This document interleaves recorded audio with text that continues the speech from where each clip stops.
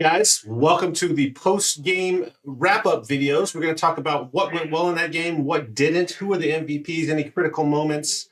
Certainly, if you haven't watched the live video, go back and watch that. I'm Thomas. This is Jamie. We're Pro Tabletop. Welcome. All right, so let's just jump right in. Let's talk about the right off the beginning with your sixes. It's all the roll-ups. Who places first terrain? 6 on the roll-up. He places a forest right in the middle. Means because I picked out the moment, I wanted to ruin the middle so I could get those points easily. And he just puts a forest right in the middle. I was like, all right, my plan's gone. Yeah. That was critical. Like, I wanted that. I intentionally didn't pick out the moment because I didn't want to force myself to fight, even though that's a pretty good secondary. Mm-hmm. I didn't want to force that action. I wanted him to run guys in the center, and then I wanted to shoot them off. So I really kind of set it up for that. And my secondary Codex Warfare is very specific on how that works. And so, like, the problem was I rolled 6 after 6 after 6, and eventually I rolled too many 6s, and I won the roll to go first, which is not what you want when they have oath of It's weird to say you want to roll off, and that's not what you want. That's not what I wanted. I wanted him to go first because what that would do is he would run in the center, and I would get the Codex moment. Yeah. It denies me 2 points for being in the middle, as well as giving him kills and guaranteeing those grinding him down because he knows how many units he needs to kill. Exactly. So I banked my whole, which is a terrible strategy on that roll to go first. Right? So what I would have done if I had gone first is ignore the middle. I split my army to these 2 ruins, push forward so you can't return fire into me, and ignore Oath of the Moment for 1 turn because I can. Oath of the Moment, you have 20 points to score over the game. I can ignore the first battle round and not score points. Yeah, if you split like this, then I split like that. So I mean, like we turn into hammer and anvil, and then that's the game I want to play. Mm-hmm. And then we just kind of play who's going to play, the primaries, and then I think I can score points as well. So it's just really who wants to get in the center, and with all your melee units, if you don't push some up, eventually you'll never get to me. I wasn't very smart and I blocked myself in with my Redemptors. So the way we play this, we do 3 inches in between all of the terrain pieces, and the Redemptor space is bigger than 3 inches. 4 inches. So he's like putting every piece of terrain at 3 inches, and I'm just giggling inside because I'm like, these dreadnoughts are never going. I think out of the 5-6 pieces in the deployment zone, I put 4 of them. Yeah, I blocked myself out. So my Redemptors were just in this corner, I don't know if I should have picked that side, but at the end of the day, so like. It came down to some critical rolls. He charged a shot. I made some mistakes. I left the unit alive. Then I'm just rolling out of my mind to keep my units alive. So it was really tight on grinded down. Like I forced him to commit a lot more resources to try to secure that because I took more grinded down than I probably should have. Mm-hmm. But in the final turns, it just became an attrition war that I couldn't win. And he took banners and I took banners, but he was able to survive against all odds here. The Chaplain surviving against Guilliman. And a couple he picked up 17 in the last turn. So that was huge. Like he got banners and then he picked up a second round of banners at the end. Yeah. It's just 7 points there. It was great. It was a great game. There was a couple very tactical moves. I think the biggest challenge is obviously picking that strategy of I need to go put this piece of terrain first and I need to make you go first in the game. Like those are the 2 things that really drove my secondary. 2 roll-ups that you need to go in your favor. I had a plan if I had to go first. Yeah, it wasn't great. It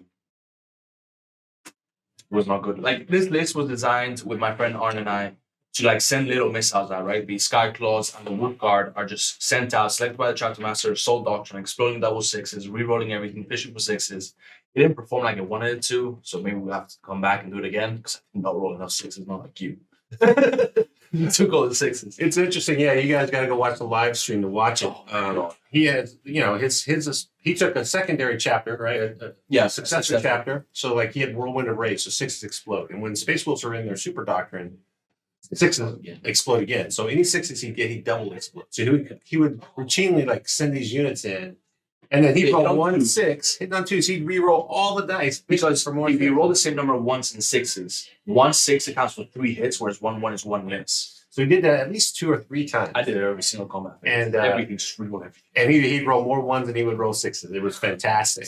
And so I lived through things that Wolf Guard unit like kills pretty much anything in the game except your Hellblasters apparently. Maybe Hellblasters. It didn't kill Blade Guard.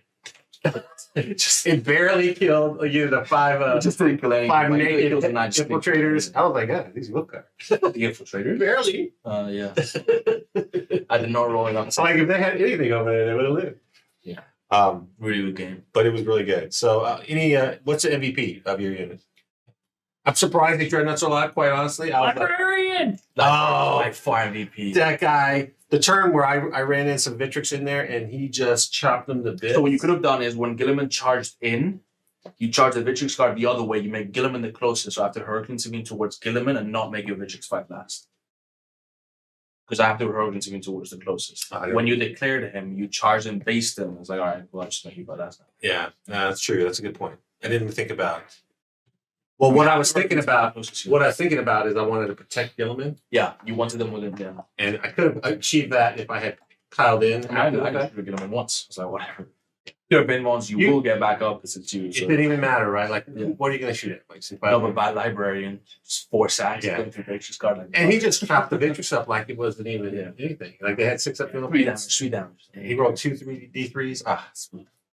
That was not anywhere in my. I don't know if I should. I'd say even to your deployment zone was, trying to stress you out, but it gave me an extra kill. It made it tougher for grinding down. I don't know why. I don't know what I could have done. Could have sent him backwards and waited a turn to go back in. I'm not entirely sure. I wanted to see if I could kill those Devastators and control that objective to deny you. And I should have killed the Infiltrators, I guess. Yeah. Be upset. Yeah. It was interesting. Yeah, him having another thing, he had the Warlord trait that lets him have offset aura around that little. So I could have shot the Infiltrators with the Redemptors and then charge your Devastators, and I would hold out. Yeah. I wanted to send those guys back here for the longest time. I wanted to the Infiltrators? roll attacking. I was within 6 inches every single round. I could have moved away, but I was like, I need these offset guys. That's it before they move. So no, after they move. You sure? Mm-hmm. End up moving. They can move away as long as they're outside of 6. Can you advance them? No. So you just move 6 inches by definition, you'd be outside of 6. I don't know. I thought it was if at the side. You might be able to sense them, but no. So I was like, I need the upset over there because I was worried about that guy jumping over there. Exactly what you did. So I could have jumped back here. I didn't want you doing 9-inch charges into my objective. That's exactly what I wanted to do. And I was like, I'll bolt trip one of those guys and I'll charge in and I'll live and I'll steal it from that last cannon into my captain to my traps master. I was like, no way he kills. There's so many crazy rolls. Like you brought one back. I was like, yeah, fair enough. 6 damage. And it had to be a 6. It couldn't be a 5. You had to just. Yeah, because he had 6 wounds. PTSD. Well, after I rerolled the 1 damage on the smite twice or whatever, get out of town. I deserve that 6. That's fine. Looking at my list. You know, I was like a little. I mean, I know you, right? So I know your list always have some crazy thing going on, and there's a lot of thought and intent going into it. But when I looked at it, when it was all melee, and I don't have any respect for Redemptors. I was like 2 Redemptors shooting, but you still gotta kill them. But they were annoying enough that. They were imagine I didn't block myself, and I instead of turn 1 shooting some graph, I advance them into the midboard. Now both of those Redemptors are getting my Oath of Moment. I'm okay with that, right? Because I have things to kill up close. What kills them up close? Guilliman. Okay, but are you standing Guilliman up when I've got 15 wolf guard behind and armor rush? Absolutely. You did it versus me. I will do it. Really? Because I'll just get up. That's what I'm planning. Just get up, guaranteed to get up. I'm just getting up. That's my plan. Like it has to be, right? Because otherwise I can't. I'll have to spend other resources to just whittle down your guys. If they're hiding away, then they're gonna shoot. Hellblasters, Lascans, they're all gonna shoot there, right? So, they have enough damage without it involved, they'll kill, right? Yeah. It'll just be a little at a time. The challenge that as soon as you start stacking the terrain, like they'll never get there, right? Because you block it with the terrain. Yeah. But I see how it would work, right? If those guys put pressure in the center. If you don't kill them and you don't charge them turn 1, I'm charging you.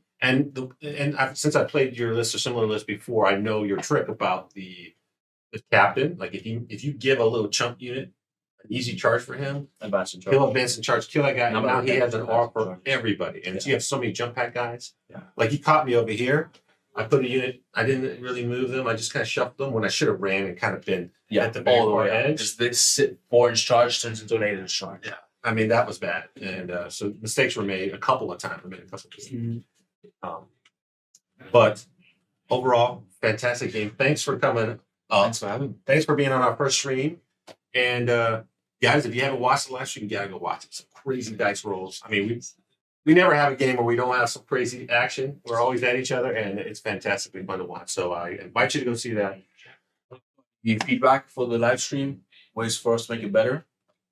Some of the comments. We'd love to hear your feedback. We're always constantly striving to improve. We want to deliver content that you guys want to see. So if you're liking this, let us know. And if you see something you want to change, let us know that too.